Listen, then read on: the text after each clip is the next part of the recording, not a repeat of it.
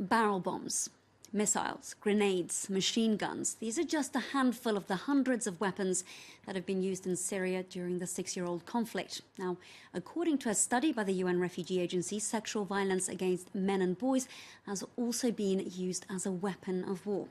Some of the victims as young as 10, the oldest over 80. Here to talk about that 82-page report, Céline Schmidt, who's the UNHCR spokesperson here in France. Thank you very much for joining us. Of course, we're talking about an extremely sensitive topic here, and it's perhaps also the darkest male taboo of all time. How difficult was it to get access? Yes, it's difficult to get the testimonies and to get people to talk about the issue.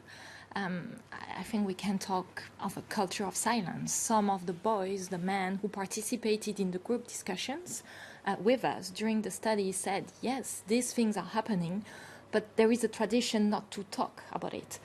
Also, some therapists who have been interviewed for the study were saying that sometimes they need 12 to 15 sessions before the men are talking about the problems about sexual violence. Now, is it possible to pinpoint who these culprits were? So during the study, what the boys told us that there were different situations, but first of all, it happened by various parties to the armed conflict, armed groups in Syria, in detention centers.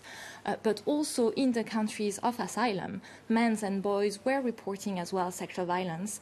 Is it in school for younger boys, but also in the workplace?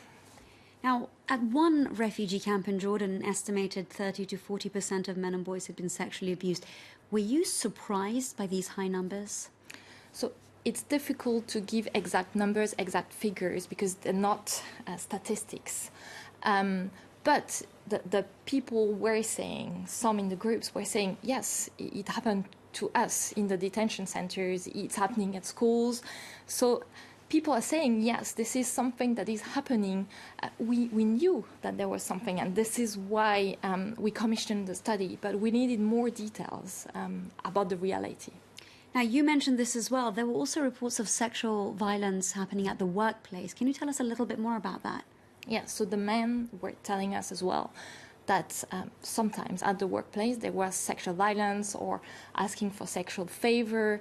And this is linked to the general context and also the context of poverty and the pressure under which the men are to work and to provide for their families and having no choice, because 70% of the refugees in Lebanon are living below the poverty line.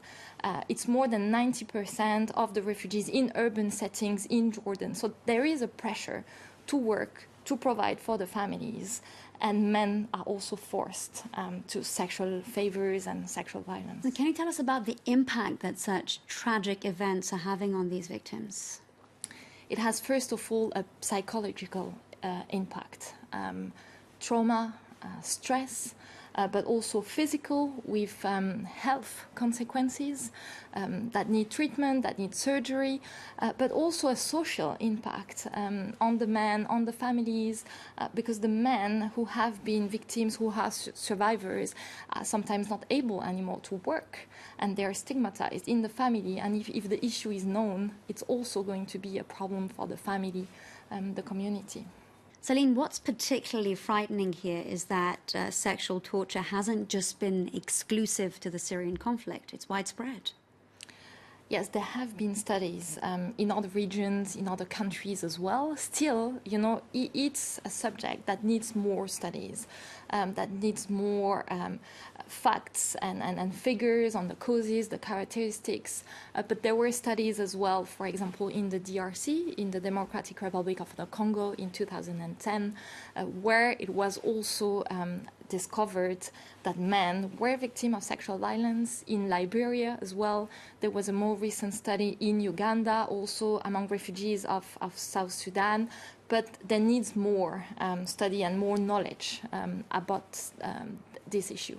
Céline Schmidt of the UNHCR, thank you so much for speaking to us about this very heart-wrenching topic.